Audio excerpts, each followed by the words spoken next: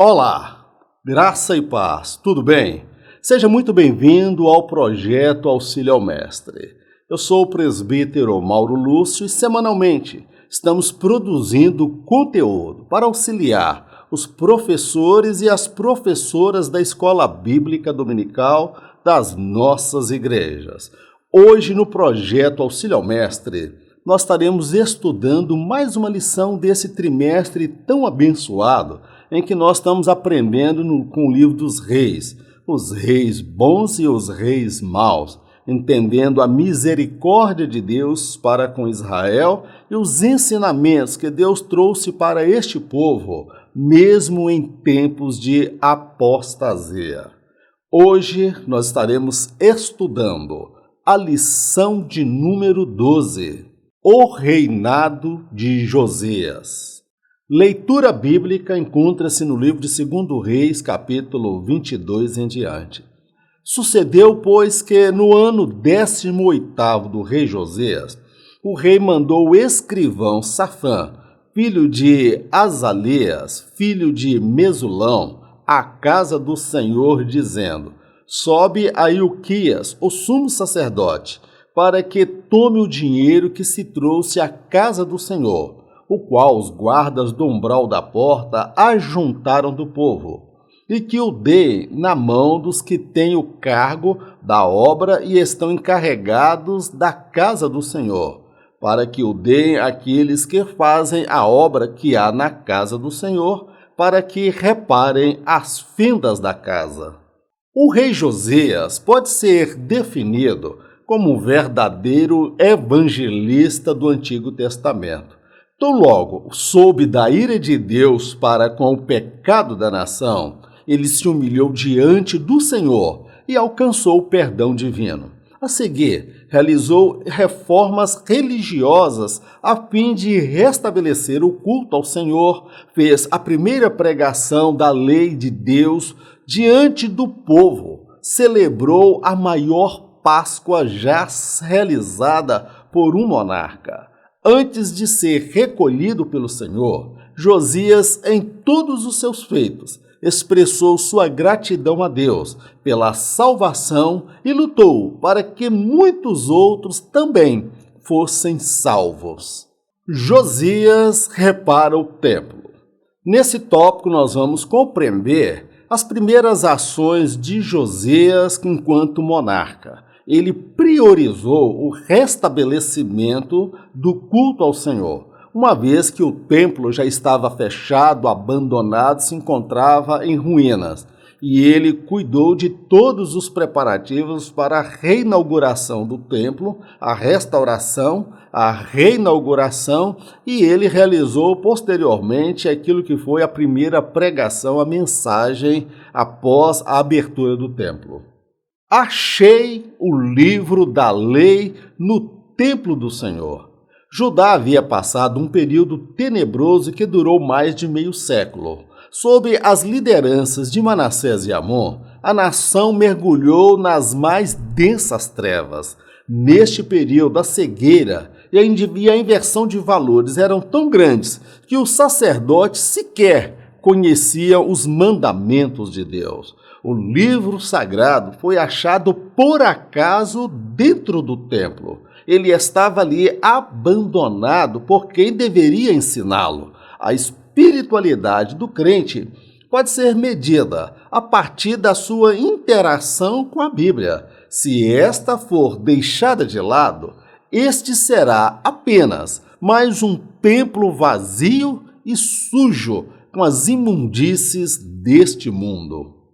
Para se ter uma ideia da perversão, a inversão de valores, que era em Judá nesse período o Reino do Sul, nós precisamos compreender que Manassés e Amon, eles ficaram praticamente mais de 50 anos no poder. Nesses 50 anos ou mais, foram décadas de trevas, de ocultismo, rasgaram a lei de Deus. E nesse período, meu amado, os sacerdotes, eles não mais se santificavam ao Senhor. Foi um período de muitas trevas espirituais.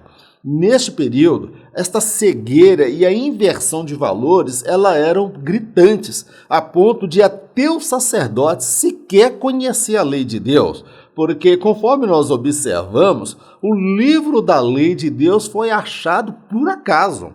Não é que alguém foi lá procurar o livro da lei, ele foi encontrado ali por acaso. E este livro, meu amado, ele foi abandonado, desprezado e esquecido dentro do templo, justamente por aqueles que deveriam viver e ensinar a lei de Deus. O que nós podemos aplicar para as nossas vidas? Que a espiritualidade de uma igreja e até mesmo do crente, ela pode ser medida a partir da interação da pessoa ou da igreja com a Bíblia. Porque se a Bíblia for deixada de lado, abandonada e esquecida, meu amado, esta pessoa e esta igreja, ela não será mais do que uma igreja vazia, um templo vazio e sujo com as imundícies deste mundo. O que nos deve levar a um pensamento. Como é o espaço que a Bíblia ocupa na nossa vida, amados? Alguém deixa a Bíblia lá no Salmo 23, no Salmo 91. Mas qual é a sua relação com a palavra de Deus? Ela é lâmpada para os seus pés e luz para o seu caminho? Todas as suas decisões, todos os seus atos, pensamentos são baseados a partir da lei de Deus. Então, a espiritualidade de uma pessoa pode ser medida a partir da relação, da dedicação, do zelo e da interação para com a palavra de Deus. Se ela for deixada de lado, esta pessoa só tem o nome de crente, mas não é salvo. Só tem o nome de evangélico, mas não tem o nome escrito no livro da vida. O rei rasgou suas vestes. Tão logo o livro da lei foi lido perante o rei, a convicção de pecados pessoais e da nação a qual regia recaíram sobre ele. Naquele instante, a verdade absoluta do Senhor gerou em seu ser um quebrantamento autêntico. Josias rasgou as suas vestes em sinal de humilhação. Se curvou diante dos reis e senhor dos senhores. Não deu desculpas, se viu na condição de maior pecador da nação. Sua liderança foi um padrão a ser observado, pois, na sua visão, um líder deve se empenhar a fim de ser um referencial de fé, mudança de vida e abandono de pecados. O livro da lei, quando foi lido perante um rei, primeiro achou o livro por acaso, empoeirado e esquecido. Levaram o livro até o rei. E quando as profecias, a lei de Deus foi lida perante o rei, meu amado, naquele momento, as convicções de pecado pessoal e a convicção dos pecados da nação recaíram sobre o rei Josias. Naquele instante, aquele rei se quebrantou. A palavra derreteu o coração dele. O temor de Deus se apoderou dele e ele veio aquela convicção de que ele era o maior dos pecadores e que a nação que ele regia estava debaixo da maldição, porque desobedeceram o Deus vivo e o Deus verdadeiro. Josias estava diante da verdade absoluta de Deus e não diante da verdade relativa do homem. Ele não deu desculpas, ele falou, isso aí foi erro do meu pai, do meu avô Manassés, do meu pai Amon, eu não tenho nada a ver com isso. Mas ele teve a dignidade de tomar para si o ônus da culpa. Ele se humilhou diante de Deus, rasgou as suas vestes, colocou a boca no pó, meu amado. Aquele homem se curvou diante dos reis e senhor dos senhores. Naquele momento, eu fico imaginando a cena, ele se colocou na condição do maior pecador da nação. E a liderança de Josias, meu amado, eu vejo nessa liderança um modelo a ser observado. Observe, na concepção, na visão de Josias, um líder ele deve se empenhar para ser um referencial de fé, mudança de vida e abandono de pecados. Antes dele se dirigir à nação e orientar a nação para se humilhar, mudar de vida e abandonar o pecado e ser um modelo de fé, ele fez isso primeiro, meu amado. Ele se humilhou diante de Deus. Então, o líder, ele deve ser o referencial de mudança de vida, de fé genuína e abandono do pecado, meu querido. Eu vejo em Josias as características de líderes que nós precisamos para os nossos dias. Porque quem está à frente de um trabalho, ele tem que sentir o peso do pecado daqueles a quem ele lidera. E ele deve ser um modelo de quebrantamento, daquele que se humilha, que se prostra diante de Deus, para depois exigir dos outros uma mudança de comportamento. Entendendo a vontade de Deus. Por conta de Josias, o Senhor decidiu adiar um pouco o seu juízo. A postura do rei agradou ao Senhor. Apesar da nação estar mergulhada na idolatria, achou-se alguém cuja fé não havia se corrompido. Hulda profetizou acerca do juízo de Deus, mas declarou a misericórdia para com o rei. Josias foi um monarca com alma de evangelista. Não se deu por satisfeito em apenas ser salvo do juízo, mas lutou de todas as formas para que muitos, como ele, pudessem ser alcançados pela misericórdia de Deus. Esta geração não poderá dizer que não teve oportunidade para mudar.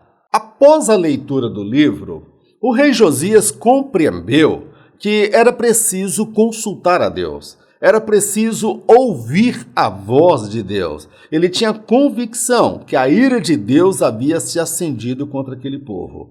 Foi então que ele orientou aos seus principais que consultassem ao Senhor. E Deus agradou da postura daquele rei, meu amado. O juízo de Deus viria sobre a nação. Mas por conta da postura de Josias, o que aconteceu? Deus adiou até mesmo o juízo que estava por vir sobre o reino do sul. Meu amado, enquanto tiver gente autêntica, verdadeira e fiel, Deus ele é misericordioso para perdoar os nossos pecados e mudar a nossa vida. Agora, observe uma coisa, apesar da nação estar toda envolvida com a idolatria, foram mais de 5 décadas envolvida com a idolatria, em que rasgaram a lei de Deus, foi encontrada uma mulher. Imagina, ser profeta já era um perigoso, já era algo de difícil naquela ocasião. Imagina então sendo mulher. Hulda, ela preservou a sua fé em tempos de apostasia. Ela foi influenciando as pessoas à sua volta. E quando o rei desejou ouvir a voz de Deus, foi justamente esta mulher, Hulda, usada por Deus, que profetizou o juízo de Deus. Ela confirmou aquilo que já o rei havia compreendido, discernido, que a ira de Deus estava sobre a nação. Todavia, ela declarou também a bênção, que por conta do rei Josias, o Senhor não traria de imediato aquele juízo. Mas o rei Josias seria recolhido em paz e o Senhor o tomaria após a sua morte. Quanto ao juízo de Deus, este se daria após a partida do rei. E o que nós vemos daí em diante é um evangelista em ação. O rei Josias, meu amado, sabedor de que ele partiria para o Senhor, porque Deus havia se agradado dele, ele não ficou de braços cruzados esperando a morte chegar. Mas ele trabalhou e lutou, se empenhou de todas as formas, para que muitas outras pessoas como ele tivessem a oportunidade de se arrepender, se humilhar diante de Deus e ser alcançado pela graça de Deus. E estas pessoas pudessem evitar o pior dos juízos, que é o juízo final. E nós podemos afirmar que esta geração do rei Josias, de forma alguma, poderá dizer que não teve a oportunidade de mudar, porque ele trabalhou e muito, como um verdadeiro evangelista no seu tempo. A renovação do pacto com o Senhor. Nesse tópico nós vamos compreender que o rei Josias, uma vez que ele se humilhou diante de Deus, a sua fé se mostrou uma fé firme e contagiante, ele renovou o pacto com o Senhor e isso com toda a nação. Ele reuniu toda a nação. E o que me chama a atenção é como as pessoas se humilharam diante de Deus, porque o rei ele foi muito enfático ao declarar o porquê de tantas derrotas, tantos fracassos, tanta miséria ocorrida no Reino do Sul durante aquele período. E ele consegue levar todos à confissão de pecados e a se humilhar diante do Senhor. A leitura do livro diante do povo. A visão do rei Josias lendo a lei de Deus publicamente nos traz à memória a imagem de um pregador revestido de unção, autoridade e cheio do Espírito Santo. Nesta ocasião, todos estavam de pé diante do rei. A palavra estava sendo lançada em cada coração. Alguns se derreteram como cera diante dela. Já outros se endureceram como barro. Em relação à palavra lançada, cada um responderá por si. Todavia, a eternidade há de revelar a sabedoria dos que se humilharam, e de igual modo a loucura dos que não se arrependeram em face de tamanha oportunidade. Quando nós vemos o rei Josias, o primeiro culto que teve, irmãos, a primeira adoração ao Senhor direcionada, quem leu o livro da lei para todo o povo foi o rei Josias. Isso me traz à memória aqui uma imagem como de um pregador, Billy Graham, John Wesley, Martinho Lutero e tantos outros reformistas, homens que influenciaram uma nação, influenciaram gerações. Eu vejo ali um avivalista, aquela pessoa que tem sede pelas almas. Por quê, meu amado? Ele trouxe a primeira mensagem, ele estava revestido de unção, autoridade e cheio do Espírito Santo. Vale lembrar que nesta ocasião, toda a nação, ele chamou os poderosos, os homens influentes, os sacerdotes, os levitas, os cantores, os oficiais do rei, todos estavam diante do rei e ele lia a palavra de Deus, a lei de Deus. E ali o que nós vemos? Que a palavra estava sendo lançada. Josias, ele teve a vida transformada pela palavra. E com gratidão no coração de quem teve a vida transformada, ele estava lendo na convicção de que aquela palavra poderia mudar a história, a eternidade daquelas pessoas. Ele foi lançando a palavra foi lançada. Agora, como cada um reagiu perante esta oportunidade, é uma decisão muito pessoal.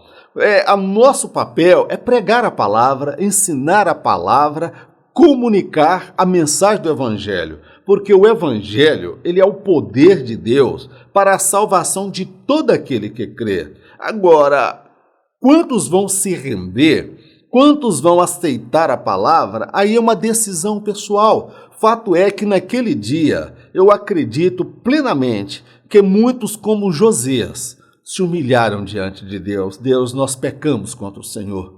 Deus, nós queimamos incenso aos falsos deuses. Nós provocamos a ira do Senhor. O Senhor é justo em todos os seus caminhos. Nós somos merecedores de todo o mal que se abateu sobre as nossas vidas. Alguns se derreteram como cera diante de Deus, mas outros se endureceram como barro.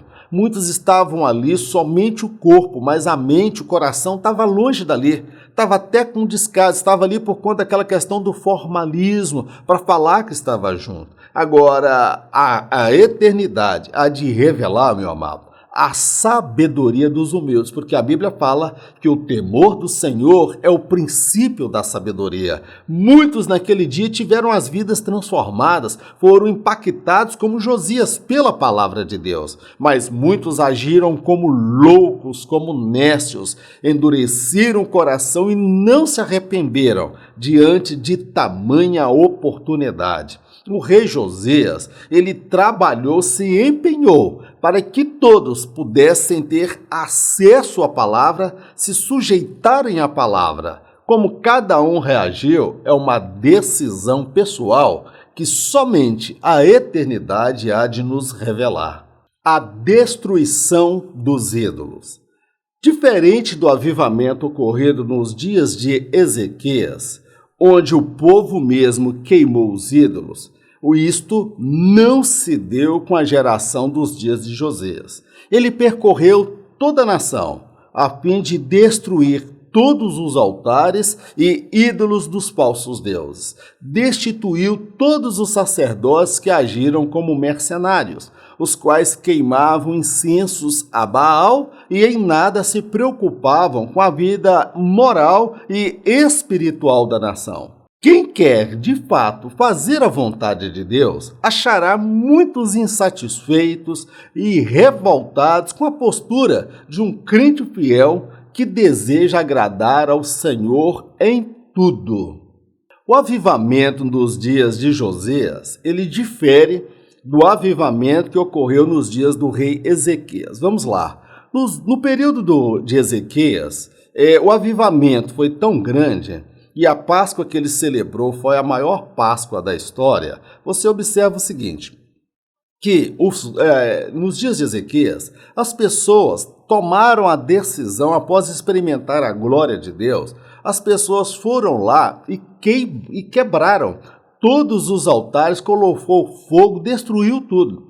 Com o rei Josias, isto não aconteceu, tá bom, meu amado? Foi um avivamento diferente.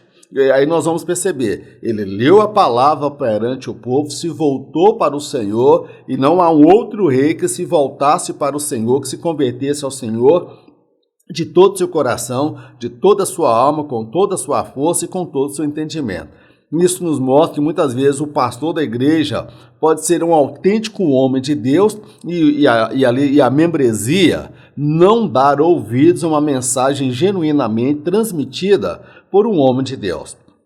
Josias, ele teve que percorrer toda a nação, ou seja, ele teve muito trabalho. Ele percorreu a nação para destruir os altares, destituir os falsos profetas e sacerdotes que outrora queimavam incenso a Baal. Esses não seriam assalariados, esses não eram mais reconhecidos pela monarquia. Ele destituiu, tá bom, meu amado? Ele quebrou altares, os deuses, ele confrontou muitos interesses, muitos mercenários que não estavam nem aí preocupados com a questão moral, a vida espiritual da nação, a degradação da nação e a ira de Deus. Esses aí não estavam em nada preocupados. E Josias, ele teve a coragem e bateu de frente. Nessa ocasião, muitas pessoas devem perguntar, mas cadê o amor? Cadê a misericórdia? O meu marido precisa trabalhar, o meu pai precisa trabalhar. Meu amado, quem quer mesmo fazer a vontade de Deus, meu amado, tem que ter coragem para fazer o que é certo. Fazer a vontade de Deus nem sempre vai atrair aplausos, nem sempre vai atrair curtição nas suas páginas sociais, nas redes sociais. Fazer a vontade de Deus é muitas vezes contrariar pessoas, contrariar interesses, contrariar pessoas que tiram vantagem da fé, pessoas que abusam da simplicidade dos outros. E Josias foi aquele homem, um adorador por excelência, mas pulso firme para lidar com aquilo que precisava ser mudado. O que nós compreendemos aqui, meu amado? No avivamento de Ezequias, as pessoas mesmo quebraram os falsos ídolos. E quando o povo não quebra, então o líder ele faz uso da autoridade que lhe é delegada e ele vai implementar as reformas necessárias. E muitas vezes ele vai mexer numa caixa de marimbondos. Vai aparecer muita gente para ferroar, muita gente para causar dor, muita gente para perturbar. Mas, meu amado, Daniel, lá na Babilônia, ele também despertou a ira de pessoas, porque ele adorava a Deus com sinceridade. Fizeram até lei, decreto, para sentenciá-lo e condená-lo. E ele nunca deixou de orar. E em todas as situações, até as mais extremas, quando ele foi lançado na cova dos leões, Deus foi poderoso para curar, para dar-lhe a vitória. Então, não é possível ter paz diante do pecado. Não é possível compactuar com as coisas erradas, seja na família, no casamento, no lar, na igreja, na faculdade, no serviço. Nós temos que ter a nossa postura, nós não vamos ser radicais, mas nós sabemos o que cremos, o que defendemos e temos as nossas convicções pessoais.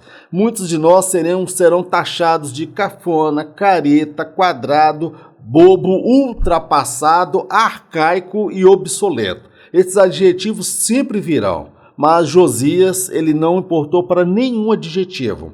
Ele sabia que estava criando um ambiente, propiciando um ambiente para que milhões de pessoas pudessem chegar ao arrependimento e terem as vidas transformadas e serem salvas do juízo vindouro, o pior dos juízos, o juízo eterno. A celebração da Páscoa. Após décadas, o rei Josias, ele conclama o povo e diz para o povo celebrar a Páscoa. Durante décadas, não se celebrava a Páscoa ali no Reino do Sul. E nós vamos ver algumas coisas interessantes desta Páscoa que foi considerada como a maior Páscoa já celebrada por um monarca. É sobre isso que nós estaremos falando nesse último tópico da nossa lição. A celebração da Páscoa e a restauração do culto e dos ofícios do templo.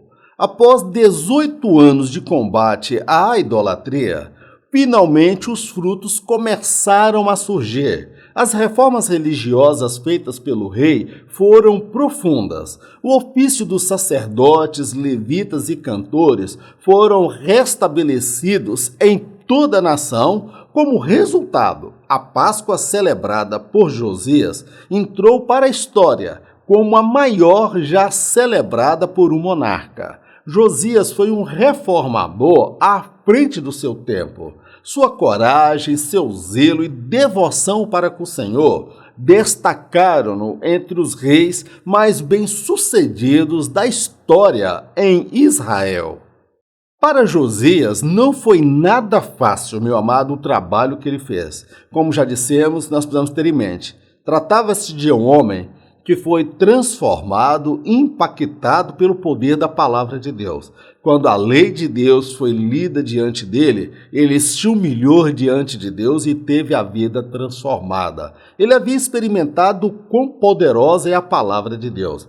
E havia no coração dele o desejo de que milhões de outras também tivessem a mesma oportunidade. Ele trabalhou, se empenhou 18 anos. Você sabe o que é 18 anos? Trabalhar como um verdadeiro desbravador, evangelista, contrariando os falsos profetas, os sacerdotes do engano, os sacerdotes dos postes ídolos, e ele saiu derrubando, quebrando tudo, e Ezequias não teve esse trabalho, ele teve. Então, observa, depois de 18 anos, ele celebra a maior de todas as Páscoas já celebrada por um monarca. Por que essa Páscoa não foi celebrada nos anos anteriores? Ele não celebrou esta Páscoa nos anos anteriores pelo simples fato de que o povo não tinha motivo para celebrar. Porque não adianta celebrar uma Páscoa se esta não tiver nascendo no seu coração. Porque o que é Páscoa? A Páscoa é passagem. A Páscoa, ela remonta os períodos em que o povo viveu escravo e depois o período da libertação. Então, celebrar uma Páscoa sem os elementos da libertação, da transformação, mudança de vida, sair da escravidão do pecado para uma nova vida, para Josias, meu amado, seria uma celebração vã, porque o coração do povo estava envolvido com os falsos deuses, com a idolatria. Por isso que ele teve o zelo de trabalhar 18 anos para celebrar de fato uma Páscoa autêntica, uma Páscoa verdadeira, em que o povo pudesse celebrar com toda a sua essência, com todo o seu ser, com todo o seu entendimento, com toda a sua alma. Era esta a proposta de Josias. Josias, ele foi um dos maiores reformadores do seu tempo. Na verdade, ele foi um reformador muito à frente do seu tempo, porque ele teve coragem para fazer o que era certo, ele teve zelo, porque ele não fez uma meia sola, ele não fez as coisas pela metade, ele foi zeloso, e a Bíblia fala que não houve um outro rei que se convertesse ao Senhor, de todo o seu coração, de toda a sua alma, de todo o seu entendimento e com toda a sua força. Josias, ele se destacou entre os reis mais bem-sucedidos da história. A história do rei Josias é uma história impressionante, como esse homem se voltou para Deus e a Páscoa que ele celebrou é considerada a maior Páscoa já celebrada por um rei. A maior Páscoa da monarquia. A celebração da Páscoa era uma das maiores festas dos judeus, cheia de muito simbolismo, os quais deveriam levar o povo a relembrar seu passado, rever seu presente e repensar seu futuro. Por conta da escravidão à idolatria, que já perdurava décadas, a nação não tinha muito o que celebrar. De certa forma, Josias foi como um Moisés para a sua geração. Sob a direção do Senhor, ele conduziu o povo de Deus da condição de escravos do pecado à condição de libertos do pecado, isto é, com a capacidade de fazer a escolha de servir ou não ao Senhor. Como já foi dito anteriormente, a Páscoa celebrada por Josias foi a maior Páscoa já celebrada dentro do período da monarquia, tá bom, meu querido? A Páscoa, nós já demos uma pincelada anteriormente, era a maior festa realizada pelos judeus. Tanto é que Jesus ressuscitou no domingo de Páscoa. Era uma festa cheia de simbolismo e de lembranças. Qual era o objetivo da Páscoa? Deus estabeleceu que Israel celebrasse a Páscoa para que se relembrassem do período que eles viveram escravos no Egito. Na ocasião, Deus estabeleceu esta festa como uma ordenança para o seu povo com os seguintes propósitos. Primeiro, Israel relembrar do seu passado, lembrar de onde saiu, da escravidão que vivia e da vida de sofrimento que tinha lá no Egito. E para nós que somos cristãos, qual é o simbolismo da Páscoa? Embora a Páscoa tenha uma data assim prevista que nós celebramos aí, e muitos confundem Páscoa com ovo de Páscoa, chocolate e presentes, eu não vejo problema nenhum nisso. Você pode comprar isso, tá? Se estiver ao seu alcance, tá bom? Agora, qual é o verdadeiro sentido da Páscoa? A Páscoa só pode celebrar a Páscoa na sua essência aquele que de fato experimentou uma libertação do pecado. Aquele a quem Jesus tirou da droga, tirou da prostituição, tirou lá da vida de luxúria, de lascívia. Ou seja, é alguém que foi liberto pelo Senhor até mesmo da religiosidade. Aquela pessoa que era escravo e vivia no sofrimento e que experimentou uma grande salvação da parte de Deus. A Páscoa também, ela tinha como proposta levar Israel a rever o seu presente. Então o povo precisava analisar o passado. E no caso do rei Josias, o passado, irmãos, foi de escravos, de sofrimento, de humilhação, de derrotas, de fracassos na política, de fracassos diante da guerra, um templo abandonado, a nação debaixo da maldição. Então a Páscoa tinha como objetivo o povo repensar, rever o seu passado e também rever o seu presente. Como eles estavam. Ali agora o rei havia colocado diante deles a oportunidade de mudança de vida. Foram 18 anos, ele se esforçou de todas as formas para que este avivamento ele não ocorresse somente em Jerusalém, mas em todos os arredores do reino. Ele viajou e trabalhou 18 anos para que as pessoas pudessem ver agora a diferença do passado de humilhação para um presente vitorioso. E também tinha como objetivo levar Israel a repensar seu futuro. Afinal de contas, para onde vão? Qual o destino que os aguarda? Josias sabia que após a sua partida, a ira de Deus viria sobre a nação, porque eles pecaram demais contra o Senhor. Josias sabia do destino final daquela geração após a sua partida, mas ele deu a eles a oportunidade de repensar o futuro, e muito mais do que o futuro aqui na terra. Ele estava dando a eles a oportunidade de repensar a eternidade, a fugir do juízo final, onde todos terão que comparecer perante o trono branco de Deus, o grande trono branco de Deus. É o pior lugar para encontrar a Deus, é lá diante do trono branco de Deus, meu amado. Então, meu amado, nós percebemos que o rei Josias celebrou esta Páscoa e não por acaso foi a maior de todas as Páscoas. Meu querido, nós precisamos rever o nosso presente. Como é que nós estamos?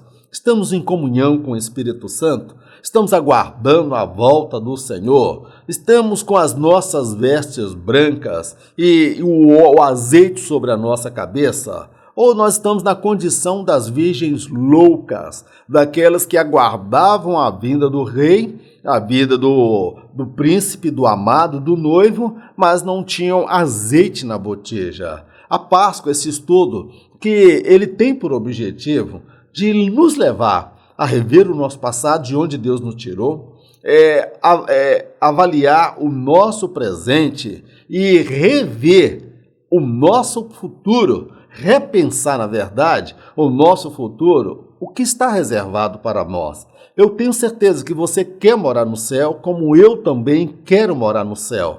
Mas todo o nosso ser, todas as nossas escolhas têm que estar em concordância com a nossa vontade. Eu não posso desejar morar no céu e viver uma vida no pecado, na carnalidade, na promiscuidade, na imoralidade, tá bom, meu amado? Eu observo aqui que, de certa forma, Josias foi como um Moisés para a sua geração, dada as devidas proporções. Moisés tirou o povo de lá do Egito. Josias tirou o povo da escravidão, da idolatria. Moisés celebrou a primeira Páscoa. Josias celebrou a maior Páscoa. Moisés conduziu o povo à terra prometida. Josias não conduziu o povo até o céu, mas propiciou o ambiente para que todos chegassem lá. Moisés, ele não levou o povo até o céu, ele deu ao povo a condição de servir ou não ao Senhor, porque nem todos que saíram do Egito, nós podemos afirmar que foram salvos. Muitos morreram no deserto. Josias, nós não podemos afirmar que ele salvou toda a sua geração. Ele não levou ninguém para o céu, mas ele propiciou ao povo a libertação. Em que sentido? Do pecado da idolatria. O povo ficou um período sem se envolver com a idolatria. E aquele período de tempo, ele foi suficiente para as pessoas fazer a escolha de servir ao Senhor ou desprezar ao Senhor. Então, de certa forma, Josias foi como um Moisés para a sua geração. E os pregadores, professores, aquelas pessoas que ministram a palavra de Deus, elas não levam ninguém para o céu.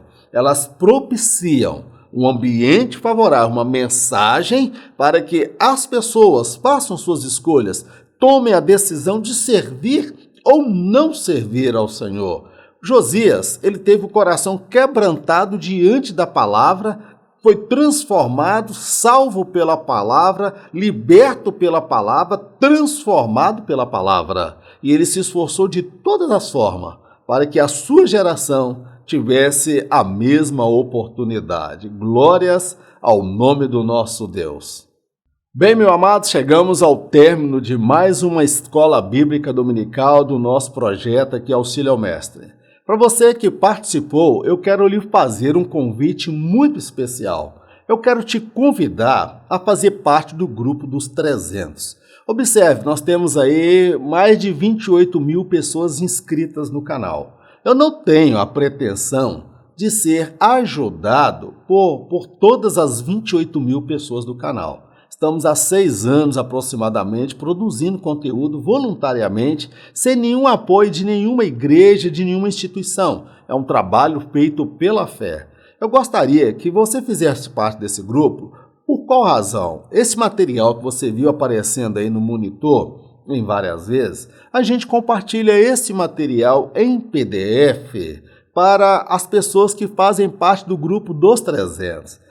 O grupo dos 300 são aquelas pessoas que nos ajudam com uma oferta de R$30, R$40, R$50, R$60 ou aquilo que estiver no seu coração, dentro da sua visão, dentro da sua possibilidade. O nosso objetivo, amado, não é vender slide, não é vender PDF. O nosso objetivo é auxiliar os professores e professoras da Escola Bíblica Dominical. No domingo, no sábado anterior a esta lição, eu estarei fazendo uma live com o tema Repassando a Lição.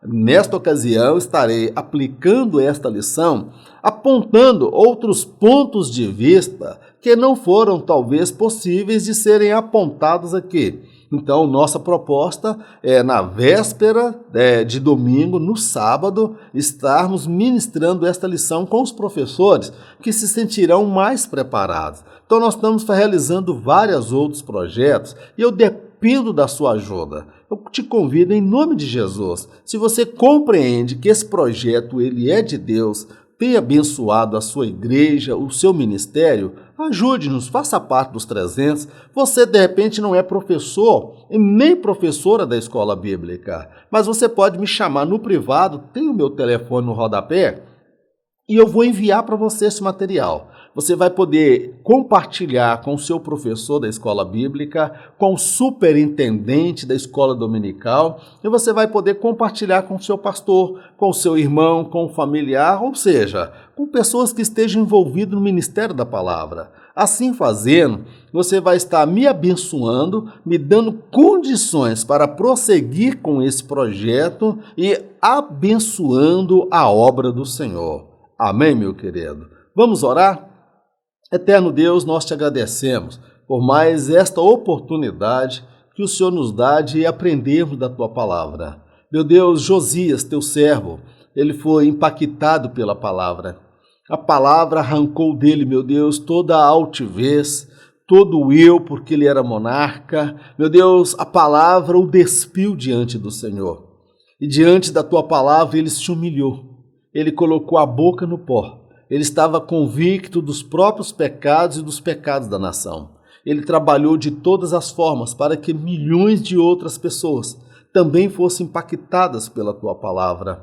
Meu Deus, em nome de Jesus, levanta-nos nesta geração, homens e mulheres, usa-nos como instrumentos vivos na mão do Senhor, para falar da tua volta, do juízo do Senhor que há de vir sobre a terra, em que um dia todos comparecerão perante o grande trono branco do Senhor. Usa-nos na nossa geração como verdadeiros evangelistas, como reformadores, avivalistas, que vai incendiar esta nação com o fogo do teu Espírito, meu Pai.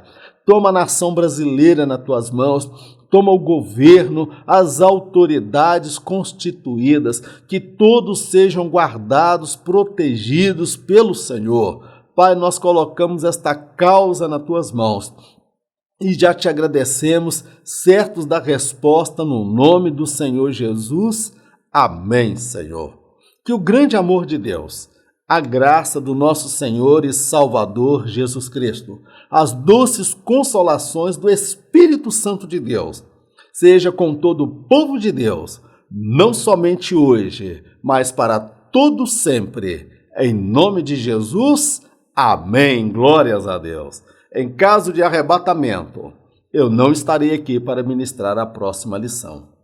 Fica triste não, tem uma boa notícia.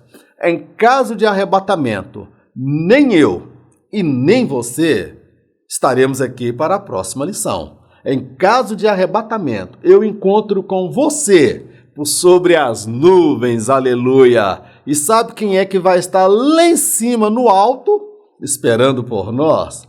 Ele mesmo, o amado das nossas almas. Fique na paz, Deus te abençoe, em nome de Jesus.